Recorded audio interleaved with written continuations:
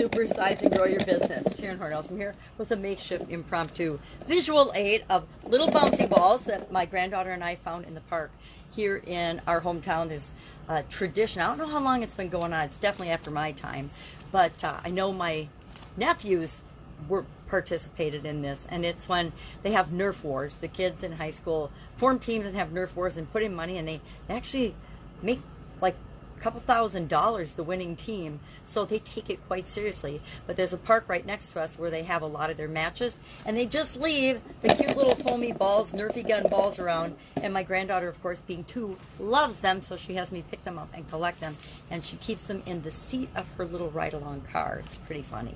So bouncing off walls, of course, this is a relatively new idiom. It's been since the 1960s. It's you know, in my lifetime, but barely. I was born in 1960, and this is from the 1960s.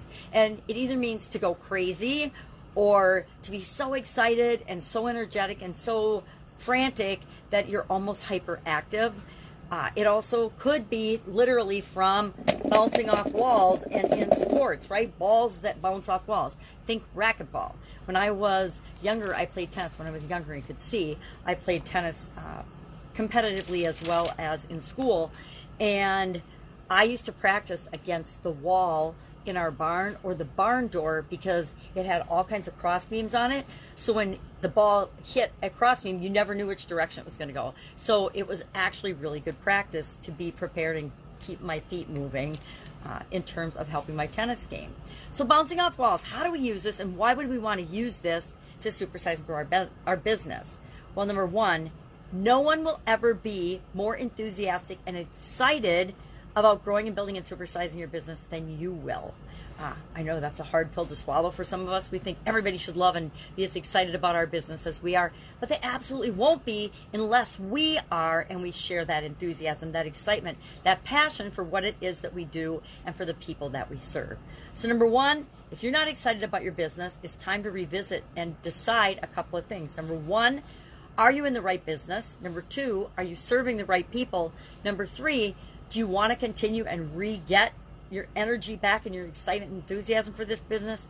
Or do you need to do something different? Sometimes we need to step back and say, this isn't the right industry for me. This isn't the right business for me. It's a great business. It can make a lot of money, but I'm not the one to lead it because I'm not excited about it anymore. We change all the time. Hopefully we're changing and growing all the time. So businesses and industries I used to love and be passionate about and really excited about, I'm just don't care about them anymore because I was in them, I did what I wanted to do, and then I moved on to something different. But when we are in a business that we love and adore, there's always going to be excited periods of time and stressful periods of time. So how do we get out of those stressful periods of time, and how do we get excited about our business again?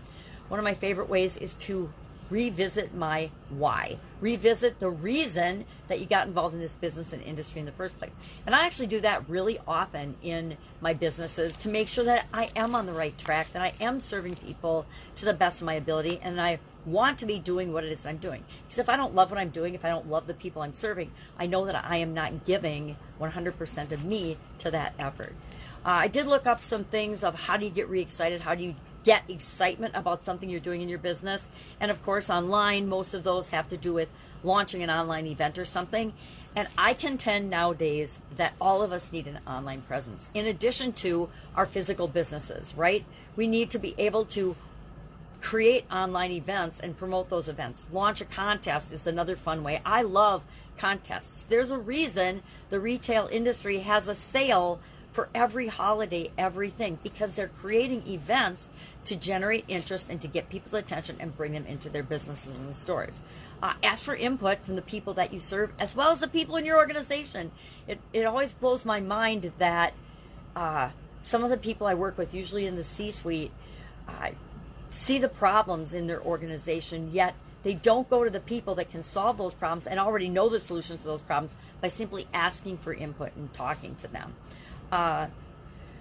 Start sending out notifications and special sneak peek information about any event that you might be having. Launch new awareness campaigns, and for sure an awareness campaign a week before, and I have a whole strategy that I use to launch new things, but at least a week before you're going to do an event, make sure that you're getting something out online in social media, flyers, whatever works for your business, newspaper, whatever, where your customers are, go there. And then we're going to advertise deals, technology, sponsors, benefits to being, always benefits to participating or coming into our business, etc. So what do we do if our energy is fading? Number one, reconnect with your why. I always make sure that I'm reminding myself, why am I doing this? Is this the right thing to be doing right now? Right? Because sometimes we find that we're not working on the most important thing right now. We want to be able to readjust that in midstream and be flexible. Try something new.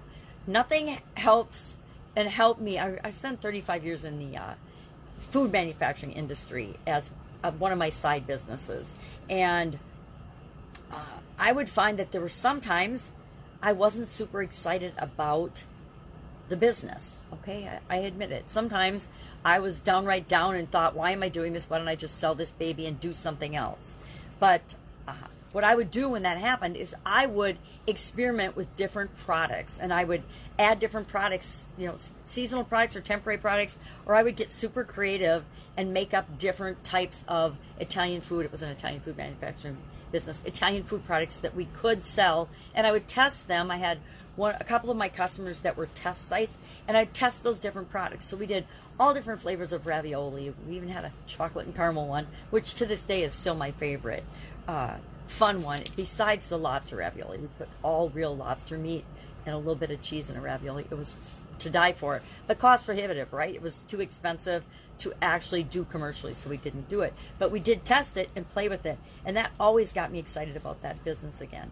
And then practice gratitude. I actually have gratitude journals, and I was just at my storage unit for the first time in 2 years, and I found a bunch of these little notebooks that I had created, and it says, what do I appreciate about, and I would say the name of my business, and then I'm so happy and grateful now that blank. And I would use this gratitude journals, these little gratitude journals, I had one for each of my businesses, and I would remind myself what I was grateful for, what was going well, and then whenever I got into one of these little energy slumps, I would just page through that book, and nothing works better than that. That and my awesome file, I think I've talked about that before, are things that will really help to keep you energized, give you a little boost when times are going well, and definitely help you to stay the course when times aren't necessarily going very well, because stuff happens all the time in our businesses, and it's just a matter of moving forward. What's the next thing I need to do, and creating the business that we want, so we can set the example for other people that,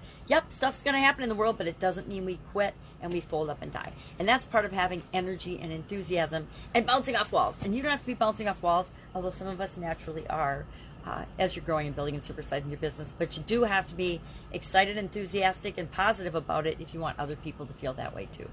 All right, I'd love to hear your take with this particular idiom if you've had experience with it. I have definitely been accused of bouncing off walls before in several areas of my life. Have an awesome day, and I'll of course be with you tomorrow.